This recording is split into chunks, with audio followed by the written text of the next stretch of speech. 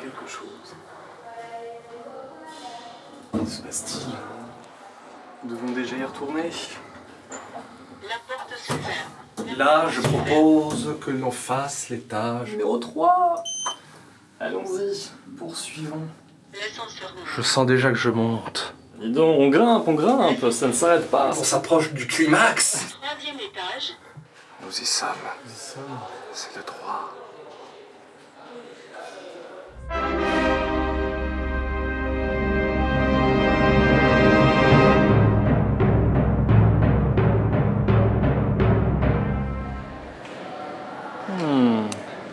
Nous sommes au 3e étage, si je ne m'abuse.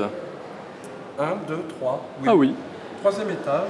On grimpe, l'ascension continue, j'ai envie de Ouais. dire. Et même à l'intérieur du film, parce que les revenants, ils doivent remonter de leur tombeau. Et oui, revenir à la surface. Pour le film de Bertrand Bonello, Zombie Child. Zombie Child, et Et oui. d'ailleurs, pour le coup, je te propose la canne de Frankenstein. Frankenstein, et oui. Alors attends, il faut quand même que je la ressoude, cette Ressoude- canne, oui, cette canne zombie. Quand même, c'est vrai. Zombie canne. Elle aussi, elle se décompose, bah dis donc. Après la main, c'est le zombie. Non, non, ça tu l'as toujours, cette fois c'est bon. Comme les zombies, on a besoin de raccommoder les morceaux des fois. Tout à fait. D'ailleurs, ce film, un morceau, c'en est un beau. Hein. Oui, oui, vraiment un beau morceau. Un Bonello. Le 8e, c'est ça? 8e film. Si je ne m'abuse, et si tu ne t'abuses non plus, oui, oui. On l'avait quitté avec Nocturama, c'était pas rien. Dans un grand magasin, un peu comme ici, une sorte de hall. On a l'impression d'y être encore. Alors si c'est le cas, méfions-nous, parce que je crois me souvenir que Nocturama ne se terminait pas des plus heureusement. Non, exactement. Et il n'y avait pas forcément de végétation non plus. Ah mais la végétation c'est normal. Quand même les palmiers qui peuvent un peu faire référence à... À Haïti. Parce qu'on est à Haïti. Alors à moitié, ou au tiers plutôt. Parce qu'un peu comme le film précédent, Toujours deux temporalités. oui, la temporalité donc apparemment d'un travailleur haïtien Ouais, c'est ça. qui a été Victime de zombification. Cette relecture que je trouve très intéressante. dans cette approche Du mythe de zombie. De Georges Romero à la Oui, base. à la base, qui est un peu initié au cinéma. Mais non seulement, c'est surtout cette métaphore du travail.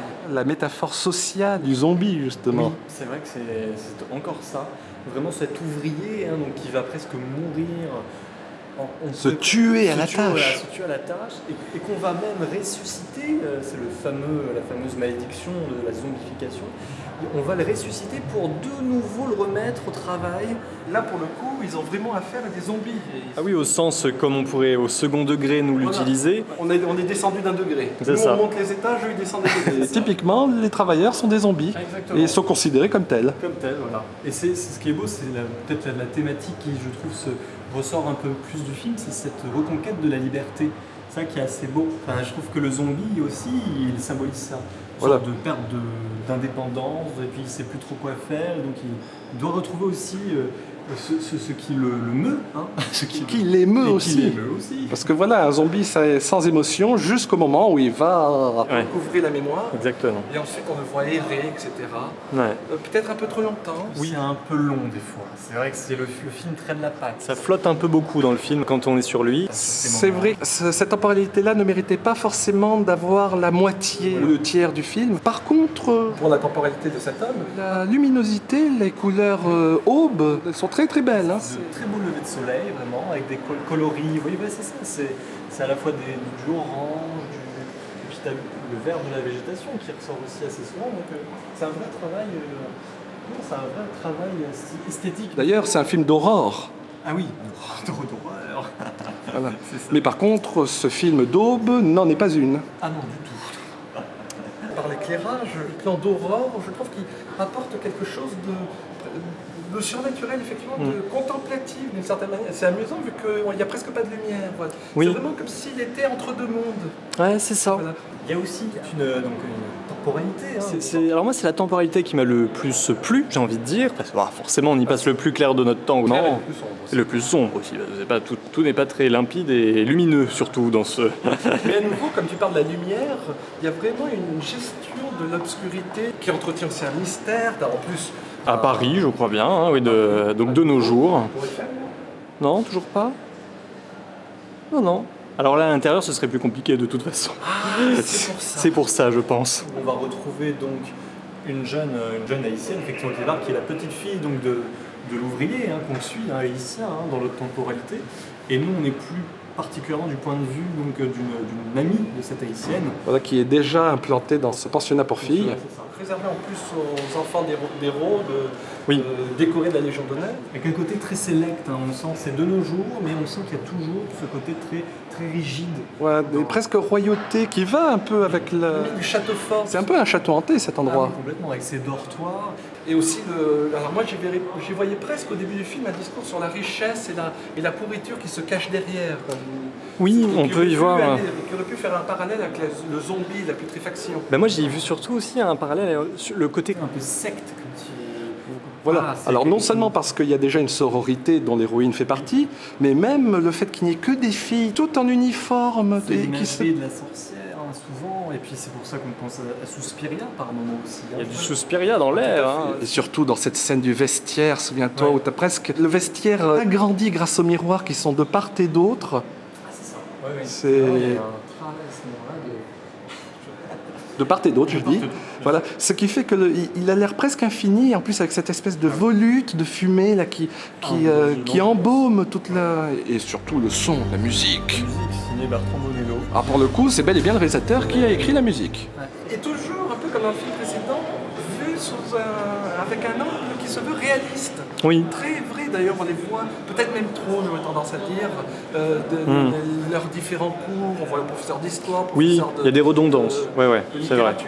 Même si c'est intéressant ce qui se dit à chaque fois. Et c'est aussi cet aspect rituel, moi, que j'y vois dans ce pensionnat, c'est-à-dire que il y a ce Un peu moment comme pour où- les zombies, justement. Oui, c'est vrai. Il y a ce moment aussi dans le pensionnat où toutes les filles doivent accueillir, on va dire, la directrice de l'établissement, et elles ont tous un mouvement presque chorégraphique. Ça, j'aime Ouais, beaucoup. pencher en arrière. Et voilà, une sorte de mouvement de rotation un peu comme ça. Et je trouve que c'est inscrit. Voilà, le côté rituel, chaque chose doit être à sa place, on doit reproduire des mouvements, des formules, des choses comme ça. Je trouve que c'est pas anodin aussi dans le propos qui est tenu sur la liberté. Voilà, est-ce qu'on est totalement libre aussi des conventions, de ce carcan des fois qui nous conditionne. Voilà, et quelque part, ces jeunes filles sont à leur manière aussi des zombies. Ah oui. Cette uniformisation, ce retrait d'identité presque. Et puis ce qui est très bien moi, dans la deuxième partie, c'est que vraiment là, on part dans quelque chose de beaucoup plus sombre. Parce qu'elle a un chagrin d'amour Exactement. et qu'elle voudrait retrouver grâce à la magie, en l'occurrence, c'est pas n'importe laquelle. La magie noire, vaudou surtout. Ouais. Voilà. Et qui dit vaudou dit Docteur Facilier, I presume. Tu présumes bien. Gentlemen, enchanté. Recevez un salut distingué du docteur Facilier. Ravi de vous rencontrer. Ou alors, j'ai perdu son nom. Comment l'autre nom, j'ai oublié. Docteur Facilier, autrement dit, Baron Samedi. Voilà, Baron Samedi. Et ça rime. Et en plus, j'aime bien ce nom, je trouve que vraiment. Oh, docteur Facilier, c'est pas trop Oh, mal. ça sonne bien. Hein, mais... Le nom du méchant de la princesse et de la grenouille que pratiquement tout le monde ignore, c'est dommage. C'est vrai. Mais voilà, d'ailleurs, c'est pas pour rien, il est complètement inspiré, le personnage Oui. du docteur Facilier est Par inspiré ce du baron Samedi. Qui existe vraiment dans la mythologie vaudou. Hein. D'accord. D'ailleurs, on peut le voir aussi dans un James Bond. Hein. Et je trouve que son apparition dans le film est peut-être tardive. On aurait très tardive, mais en même temps. La Madame Mime dans Merlin l'Enchanteur. Oui, c'est vrai. Il y a un côté comme ça, mais du coup, elle est aussi très marquante en l'état parce que on s'y attend pas forcément. Il a un aspect vraiment très clownesque, Complètement désarticulé, mais en plus l'alternance dans le montage de très gros plans, puis de plans, puis tout d'un coup, il passe d'un décor à un autre. C'est quand même un grand moment. Hein. Et je trouve que du coup, il affole quelque part le montage du film à ce moment-là, dans cette grande scène d'exorcisme. Voilà, mais même le spectateur ne comprend pas où il est, qu'est-ce qui s'est passé, d'où il sort, lui. Il a vraiment une incursion très brutale. Climax de fin qui est très impressionnant, voilà, avec aussi cette prêtresse vaudou qui n'est autre donc que la fille du haïtien ouvrier. Là, Et la tante donc Et la de tante, la jeune fille. Voilà, exactement. Et je trouve qu'elle aussi, elle a une manière de se comporter, d'être en transe, avec un couteau à la main. On est toujours tendu. Voilà, on se demande même est-ce qu'elle ne se vérité. zombifie pas, est-ce que la malédiction du zombie n'a pas dépeint aussi sur les gènes. C'est ça. En fait, sa famille, on la voit jamais, justement, cette jeune haïtienne, être en contact avec sa famille. On la voit jamais avec sa tante, je trouve que c'est pas anodin, sauf dans une scène, d'une certaine manière, au téléphone. Et ce que je trouve intéressant dans le montage, c'est que d'abord, à un moment du film, tu la vois elle, donc téléphoner, tu intègres ses répliques, et bien plus tard dans le montage, tu as le contre-champ, où tu reconnais justement les mêmes sujets de discussion. C'est une manière de déstructurer ce qu'il avait déjà fait finalement dans ses films, dans Nocturama il le faisait aussi, Ouais. de déstructurer un peu le récit, de jouer sur les points de vue, ça c'est intéressant toujours. Et je trouve que c'est intéressant aussi vis-à-vis du thème de la mémoire aussi, parce que ça pousse le spectateur Il y a de ça, oui. à se souvenir. Enfin bon, là je pousse un peu, Oui. mais bon, le spectateur doit être poussé. Sauf que, évidemment, dans la magie noire, il y a toujours des prix à payer, il y a toujours des inconvénients. Et bien, dans ce film, c'est pareil. Eh Si oui. la mise en scène est plutôt extraordinaire, je trouve que le scénario, Des fois se perd un peu, on ne sait pas trop où il veut en venir. Et... quels sont les enjeux, qui, pourquoi, comment. D'ailleurs, comment ça finit, je sais pas. Oui, la dernière scène effectivement, pourrait être belle en fait en soi, hein, mais effectivement elle tombe un peu là comme ça. Et surtout, ce personnage sublime, ce personnage génial du Baron Samedi, Elle est sous-exploitée, il repart tout aussitôt d'ailleurs. Hein, après... aussitôt, il y a vaguement l'idée d'un passé commun avec la fille du travailleur qu'on avait vu au début. Exactement. Mais... Et encore, on ne sait pas trop. Et c'est vrai que cette fin, bon, encore une fois, on ne comprend pas bien quand même la conclusion. Je trouve qu'elle est un peu rapide, on ne comprend pas tout à fait pourquoi on en est arrivé là. Bon, c'est pas très grave en soi, mais c'est vrai qu'il peut-être qu'à la fin, après cette grande scène effectivement de transe, il manque quelque chose qui conclut de façon vraiment claire aussi, je trouve, le film peut-être. Mais bon, ça n'en reste pas moins que c'est quand même très recommandable. Alors, et si on aurait embarqué peut-être l'ascenseur nous attend-il quelque part? Alors, deux solutions, soit directement par là, Oui, je crois que... soit... Après toi.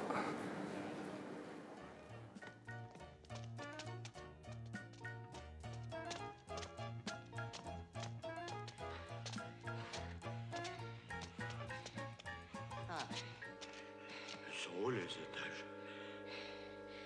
Continuons.